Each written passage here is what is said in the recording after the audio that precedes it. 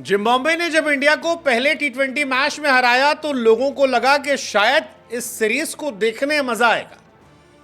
शायद आईपीएल के शेर जिम्बाब्वे में ढेर हो जाएंगे। लेकिन यंग इंडिया के खिलाड़ियों ने कहा कि भरोसा रखिए, माना कि पुराने खिलाड़ी नहीं है लेकिन भरोसेमंद खिलाड़ी हैं गुरु। और उसका नतीजा यह रहा कि जिम्बाब्वे दूसरा हारी, तीसरा हारी, चौथा हारी और आखिरी टी20 मैच भी हारी और इंडिया ने मैच और सीरीज 4-1 से जीत ली। भारत ने पहले बल्लेबाजी की। बल्लेबाजी बहुत उच्च कोटि की तो नहीं थी, 167 ही बना पाए, लेकिन गेंदबाजी जो थी वो शानदार थी और जिम्बाब्वे को 125 पर ऑल आउट कर दिया। भारत ने यह मैच 42 रनों से जीता और इसी के साथ सीरीज जो है वो भी 4-1 से जीत गई। शुभमन गिल कप्तान के तौर पर पहला सीरीज था और इस सीरीज में 4-1 से सीरीज अपने नाम कर लिया।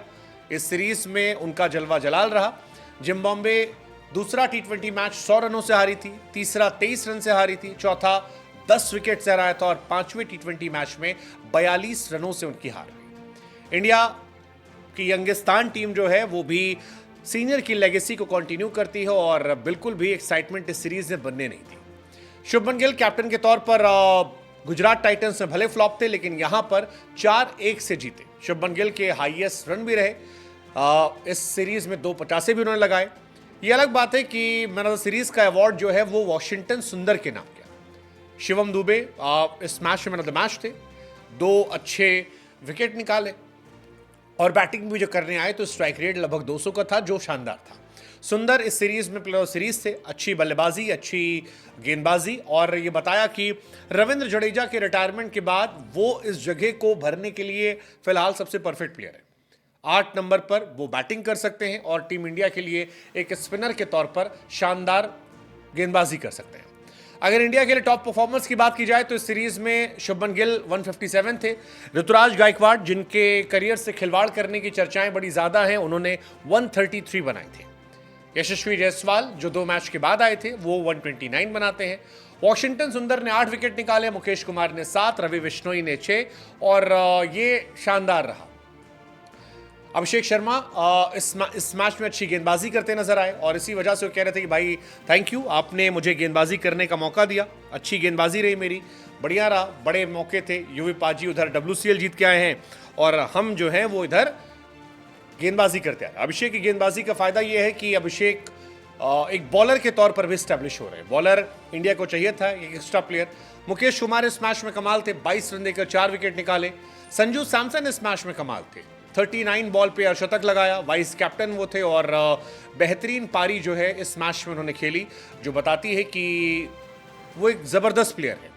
संजू सैमसन ने अपने लास्ट ओडीआई में 100 लगाया था साउथ अफ्रीका के सामने और लास्ट टी20 में जिम्बाब्वे के सामने अर्धशतक लगाया। रिंकू सिंह भी 20वें ओवर का मैजिक जो था उसे कंटिन्यू करते नजर आए। ओवरऑल इंडिया जो थी इस सीरीज में, इस मैच में डोमिनेट कर रही थी और इसी वजह से ये मैच और ये सीरीज हमारे पास आ गई। इंडिया की तरफ से शुरुआत बहुत अच्छी नहीं थी। शुभमन गिल शुरुआत में स्ट्रगल कर रहे थे, 14 बॉल 13 रन। जायसवाल ने तेज खेलने की कोशिश की, आउट हो गए। अभिषेक बैट से नहीं चले लेकिन गेंद चल गए।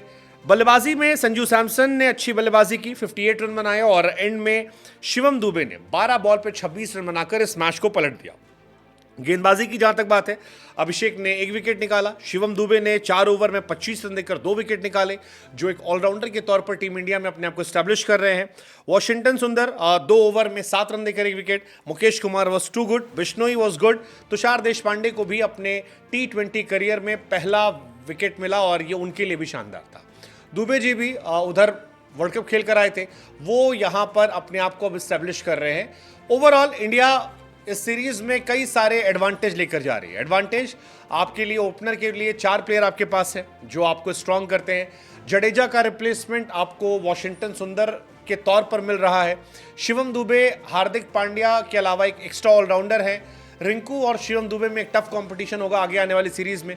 ओवरऑल इंडिया ने इस सीरीज में अपना जलवा जलाल किया, अपने आप को एस्टैब्लिश किया और गेंदबाजों में भी इस सीरीज से हमें मुकेश कुमार जैसा बॉलर मिला जो बुमराह, अर्शदीप के साथ अच्छी गेंदबाजी कर सकता है और आगे आने वाले समय में इंडिया के लिए एक बड़ा एसेट साबित हो सकता है। तुषार देशपांडे, खलील और आवेश खान ने भी ठीक ठाक गेंदबाजी की, बट हाईलाइट जो थे मेरे हिसाब से तेज गेंदबाजों में वो मुकेश कुमार रहे। इंडिया जिम्बाब्वे सीरीज बहुत खास तो नहीं कही जाएगी, लेकिन इतना है कि नए खिलाड़ियों को देखने परखने का जो मौका था वो गजब का रहा। जायसवाल, अभिषेक शर्मा, गायकवाड और गिल के बीच में कंपटीशन आगे भी चलता रहेगा। ओवरऑल इस टीम से कई ऐसे प्लेयर हैं जो आगे आने वाले सालों में आपको बड़े स्टार के तौर पर नजर आएंगे, और रोहित और विराट के जाने के बाद ये सीरीज उस लिहाज से इंपॉर्टेंस रखेगी।